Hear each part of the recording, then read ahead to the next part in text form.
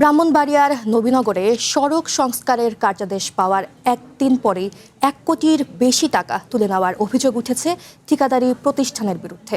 স্থানীয়রা বলছেন ৪ মাস হয়ে গেলেও কাজের কোনো দৃশ্যমান অগ্রগতি নেই। ঠিকাদারি প্রতিষ্ঠানের মালিকের দাবি তিনি নন, বরং ভাইরাল কাণ্ড ঘটিয়ে পলাতক আছেন তার ছোট ভাই। নিয়ম অনুযায়ী কাজ যতটুকু সম্পন্ন হবে ঠিক ততটুকুর চলতি বিল পাবেন ঠিকাদার। কিন্তু ব্রাহ্মণবাড়িয়ার নবীনগর উপজেলায় সড়ক সংস্কারের কার্যাদেশ পাওয়ার মাত্র একদিন পরেই ১ কোটি টাকার বেশি তুলে নেওয়ার অভিযোগ উঠেছে ঠিকাদারি প্রতিষ্ঠান মেসার্স মোস্তফা কামাল এন্টারপ্রাইজের বিরুদ্ধে। এলজিইডির অধীনে নবীনগর উপজেলার জীবনগঞ্জ বাজার থেকে শাহপুর হয়ে ভিটি বিশারা পর্যন্ত সড়ক সংস্কারের এই প্রকল্পের চুক্তি মূল্য ধরা হয় ১০,৩৪,৪৭,০০০ টাকা। চলতি বছরের ১৫ জানুয়ারি থেকে ১৯ জুলাই পর্যন্ত মেয়াদে কাজটি পায় ঠিকাদারি প্রতিষ্ঠানটি। গত ২ মার্চ ৩ কর্মকর্তাকে কাজ দেখভালের দায়িত্ব দেন অতিরিক্ত দায়িত্বে থাকা উপজেলা প্রকৌশলী মোহাম্মদ মাহবুব হোসেন। তিনি ৪ মার্চ ১,৬,৭৭,০০০ টাকার বিল পরিশোধের সুপারিশ করেন। আর সেই সুপারিশের পর টাকা তুলে নেয় ঠিকাদারি প্রতিষ্ঠান। স্থানীয়রা বলছেন ৪ মাস পার হলেও সড়কে কাজের কোনো দৃশ্যমান অগ্রগতি নেই।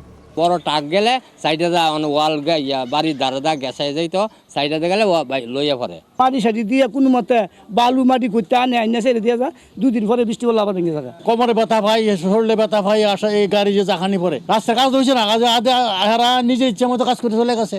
আপনার কাজ কতটুকু হয়েছে না হয়েছে এইটুকু যাচাই করার পরে তো টাকাটা দেওয়া দরকার ছিল। ইঞ্জিনিয়ার তো দায়ী আছে। কাজ না করে যদি টাকা পাওয়া যায় তো টাকা কাজ করতে যাইব।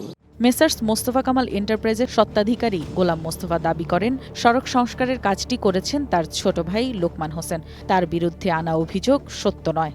আমার ভাই কাজ করই তো নাই, কাজ ভালো হইব করতে গিয়ে, মানে কাজ তো মাত্র অল্প কাজ করছে সামান্য। না 7 দিনের আগে কোনো বিল হয়নি। সামাজিক যোগাযোগ মাধ্যমে এই ভিডিও ইতোমধ্যে ভাইরাল। গত ১৩ এপ্রিল এক উপসহকারী প্রকৌশলীকে তাড়া করেন একজন ঠিকাদার। তার বিরুদ্ধে মারধরের অভিযোগ রয়েছে।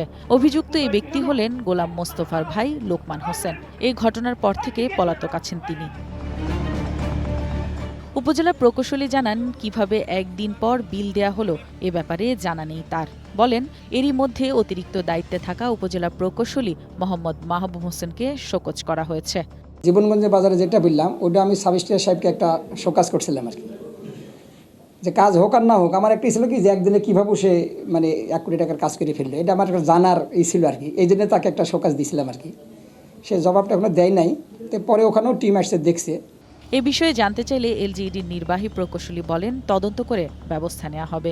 লাইসেন্স হোল্ডারকে আমরা কাজ দিই, এখন সেক্ষেত্রে যে কেউ সেই কাজ তার থেকে দিয়ে কাজ করার একটা সুযোগ বাংলাদেশে আছে, স্কোপ আছে, অনেকে করে থাকেন। নিয়মের বহির্ভূত কোনো কিছু হয়ে থাকে অবশ্যই আমরা যারা এটার সাথে ইনভলভ অবশ্যই তাদের বিরুদ্ধে ব্যবস্থা নিব আমরা। অনিয়মের বিরুদ্ধে ব্যবস্থা ও দ্রুত সংস্কারের কাজ শেষ করার দাবি স্থানীয়দের। One national desk.